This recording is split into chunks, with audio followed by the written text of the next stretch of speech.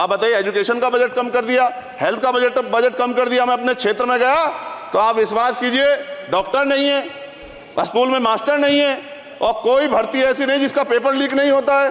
तो देश किस तरफ जा रहा है। और इसमें कि यहाँ बाहर बाबा साहब अम्बेडकर की मूर्ति लगी हुई थी एक, वो करोड़ों लोगों की आस्था से जुड़ा विषय है, और आप विश्वास करो इतना गुस्सा है उसको लेके। मेरी आपके माध्यम से मैं हाथ जोड़ता नहीं हूं, लेकिन मैं हाथ जोड़ के आपसे आग्रह कर रहा हूं कि प्रधानमंत्री जी, सरकार से हमारी आग्रह कि वो अम्बेडकर वादियों के सम्मान का ध्यान रखते हुए, उनके जो है दिल की पीड़ा को समझते हुए, उनके दर्द का ध्यान रखते हुए उस मूर्ति को पुनः स्थापित करा दीजिए। अगर इसमें कोई राजनीतिक कारण अलग बात है, लेकिन मैं कंक्लूड कर रहा हूं। मगर मैं सभापति महोदय, पिछले 10 सालों में सरकार की नीतियों के कारण गरीब और गरीब हुआ और अमीर हुआ है, यानी गरीबों और अमीरों के बीच फासला बढ़ गया है। सारे देश की संपत्ति को चंद अमीरों के हाथ में दे दिया गया है। ये हमारे संविधान की मंशा और समतावादी समाज के लक्ष्य के खिलाफ है। अतः हमारी नीतियां गरीबों के पक्ष में भी होनी चाहिए। जातिगत जनगणना, SC ST OBC यानी कि जो बहुजन समाज के लिए आज जीवन मरण का प्रश्न है, इसके बारे में कोई बात बजट में नहीं की गई है। इसके बाद जनसंख्या के अनुपात में बहुजन समाज को सभी क्षेत्रों में हिस्सेदारी मिलनी चाहिए, तभी बाबा साहब अम्बेडकर का जो सपना है समतामूलक समाज का, वो पूरा होगा। महोदय, एक ऐसा विकसित भारत है जिसमें आज भी सफाई कर्मचारी को पक्की नौकरी नहीं मिल रही है और उसको गटर में उतरने के लिए मजबूर किया जा रहा है। उनके लिए कोई अलग से बजट नहीं है। बजट बन सकता है अगर सरकार चाहे। SC ST को जो सब प्लान मिलता था, SPC का जो पैसा मिलता था, वो बजट से हटा दिया गया है। साथ साथ देश के स्तर पर आशा, आंगनबाड़ी, भोजन माता, ग्राम सेवक, PRD जवान, होमगार्डों के मानदेय में बढ़ोतरी नहीं हुई है। ऐसा कुछ भी नहीं दिख रहा है कि उनके जीवन में खुशहाली आ जाए। इनका मानदेय बढ़ना चाहिए। विधवा, वृद्धा, विकलांग पेंशन प्रत्येक महीने 500 रुपए से बढ़ाकर 5000 रुपए की जानी चाहिए, क्योंकि महंगाई बढ़ रही है।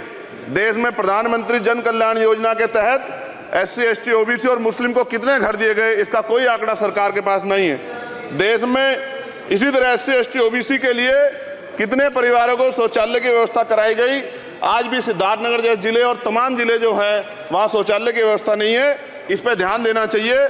देश भर में SC ST OBC के जो रिक्त पद पड़े हुए हैं, बैकलॉग भरना चाहिए। सरकार ने कुछ नहीं कहा। ये कैसी विश्व की 5वीं अर्थव्यवस्था है जिसमें आज भी SC ST पर अत्याचार हो रहा है, महिलाओं के साथ रेप हत्या हो रही है। NCRB का डाटा पढ़ेंगे तो खून के आंसू रोने पड़ेंगे। युवा बेरोजगार है, सड़कों पे 80 करोड़ लोगों को 5 किलो राशन में जीवन यापन करना पड़ रहा है। जो बजट SC ST को मिलता है, मेरे दाएं तरफ जो साथी बैठे उनको बुरा लगेगा, कर्नाटक में 14,732 करोड़ रुपए इन्होंने दूसरी योजना में लगा दिए, और मध्य प्रदेश में आपने 95 करोड़ रुपए जो है दूसरे बजट में लगा दिए। हमारा जो मिलता है उसको तो मत छीनो भाई। MSP की लीगल गारंटी कोई बात नहीं हुई है। किसानों को जो 6,000 रुपए मिलते हैं उसको बढ़ा के 12,000 रुपए करना चाहिए, और फसल बीमा जो है उसका सारा प्रीमियम सरकार भरे, किसानों पर बोझ ना लगे। रिजर्वेशन प्रमोशन में लागू नहीं किया गया, पुरानी पेंशन को बहाल नहीं किया गया, इस पर चर्चा नहीं हुई। देश में मनरेगा समय न्यूनतम मजदूरी की दर 700 रुपए होनी चाहिए। समान काम समान वेतन पॉलिसी लागू होनी चाहिए। जो रसोई की चिंता करते हुए 500 रुपए प्रति सिलेंडर से ज्यादा के दाम नहीं होने चाहिए, जो महिलाओं को राहत मिल सके। बिजली के दामों में भी कमी होनी चाहिए।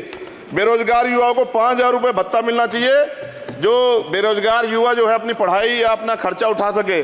मैं अपने क्षेत्र के विषय में महोदय आपसे कहना चाहता हूं कि पश्चिम यूपी में नगीना में एक एम्स बनना चाहिए, एक IIT बननी चाहिए, एक IIM बनना चाहिए। नगीना लोकसभा में उद्योग धंधे लगने चाहिए। नगीना की कताई मिल जो है उसको पुनः शुरू कराना चाहिए।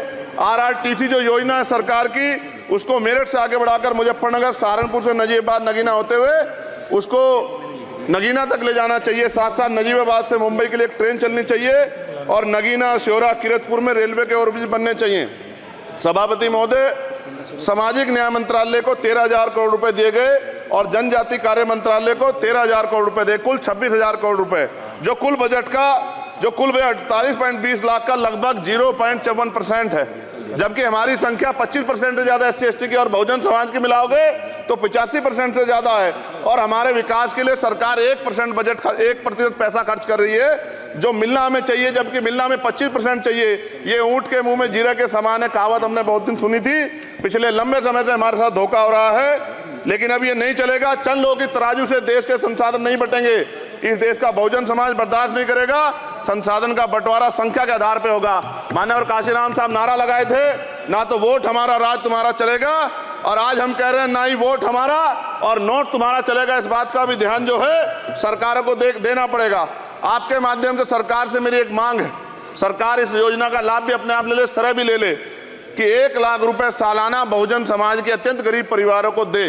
10 लाख करोड़ रुपए खर्च होंगे, लेकिन इस 1 लाख रुपए की योजना से एक झटके से परिवार गरीबी की रेखा से ऊपर आएगा और इनके बच्चों को कुपोषण खत्म होगा, अच्छी शिक्षा मिलेगी, महिलाओं को सम्मानजनक जीवन मिलेगा और इससे वास्तव में सबका साथ सबका विकास का नारा सार्थक होगा। अगर प्रश्न ये होगा कहां से आएगा, तो उसका जवाब ये है कि जब अमीरों का 16 लाख करोड़ रुपए माफ हो सकता है, कॉर्पोरेट टैक्स का घटाकर लाखों करोड़ रुपए का चूना सरकारी खजाने को लगाया जा सकता है, पेट्रोल डीजल के दाम 10 गुना एक्साइज ड्यूटी बढ़ाई जा सकती है, तो गरीबों को सरकार पैसा क्यों नहीं दे सकती। महोदय, समय आ गया है, अब निजी क्षेत्रों में आरक्षण की व्यवस्था होनी चाहिए। SC ST OBC को निजी क्षेत्रों में आरक्षण मिलना चाहिए। और मेरी आपसे ये भी मांग है, क्योंकि अब समय की मांग है और देश तेजी से आगे बढ़ रहा है, तो मैं कहूंगा कि सरकार का जो सबका साथ सबका विकास का नारा लगभग वो असत्य महसूस होता है, क्योंकि अल्पसंख्यकों में मुसलमानों, जैनों, सिखों, बुद्धिस्टों के लिए कुछ दिख नहीं रहा, उनकी कल्याण कोई योजना नहीं है।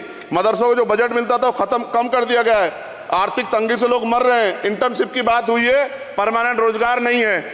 और दिल्ली में क्या हुआ बच्चों के साथ कल, उनकी सुरक्षा की जिम्मेदारी क्या है? वो आए तो बनने थे IAS IPS और बन क्या गए, लाशें बन के गए। यहाँ से कोई ध्यान नहीं दे रहा है, किसी की नजर नहीं है। साथ साथ मैं आपसे ये भी आग्रह करूंगा कि हम ग्रामीण क्षेत्रों से आए लोग देश से बड़ा प्रेम करते हैं और हम ये महसूस करते हैं कि सरकारें हमें सुनेंगी, सरकारें हमारे बारे में सोचेंगी, लेकिन ऐसा महसूस हो जाता है आज़ादी के 75 साल बाद, और जिसको अमृत काल कहा जा रहा है, आज भी SC ST OBC के लोगों पर अत्याचार हो रहा है। अभी 2 दिन पहले गोली से उड़ा दिया गया गाजियाबाद में और राजस्थान में गर्दन काट दी गई। ये घटनाएं देख के डर लगता है, घर से निकलते हुए भी कि आने घर वापस लौटेंगे नहीं लौटेंगे। तो मेरा सरकार से आग्रह है, अगर आज़ादी के 75 साल बाद भी हमारी हत्या हो रही है, तो हमारी मां को भी दर्द हुआ होगा जब उसने हमें पैदा किया होगा, हमारी बहनों को भी हमारे खोने का दर्द होता होगा। कैसी कानून व्यवस्था है आपकी, सब कुछ है आपके पास, फिर भी जो है महिलाओं पर रेप नहीं रोक पा रहे हो, हत्याएं नहीं रोक पा रहे हो, गरीबों, दलितों, पिछड़ों, किसानों, मजदूरों की जान नहीं बचा पा रहे हो। किसान सुसाइड कर रहा है, नौजवान सुसाइड कर रहा है, और बड़ी बड़ी बातें होती हैं, इधर भी अच्छे लोग हैं, इधर भी अच्छे लोग हैं, लेकिन अच्छाई तब होगी जब जमीन पे भी कुछ काम दिखाई देगा। और जमीन पे महोदय कोई काम दिखाई नहीं दे रहा है। जब कोई योजना की बात आती है तो सरकार हमसे मुंह मोड़ लेती है। आप बताइए, एजुकेशन का बजट कम कर दिया, हेल्थ का बजट कम कर दिया। मैं अपने क्षेत्र में गया तो आप विश्वास कीजिए, डॉक्टर नहीं है, स्कूल में मास्टर नहीं है, और कोई भर्ती ऐसी नहीं जिसका पेपर लीक नहीं होता है। तो देश किस तरफ जा रहा है और इसमें नौजवानों का भविष्य क्या है, इसके बारे में हमें चिंता करनी चाहिए। और अंत में अपनी बात को खत्म करते हुए मेरा आपसे आग्रह और आपके माध्यम सरकार से आग्रह है कि यहाँ बाहर बाबा साहब अम्बेडकर की मूर्ति लगी हुई थी एक, वो करोड़ों लोगों की आस्था से जुड़ा विषय है, और आप विश्वास करो इतना गुस्सा है उसको लेके।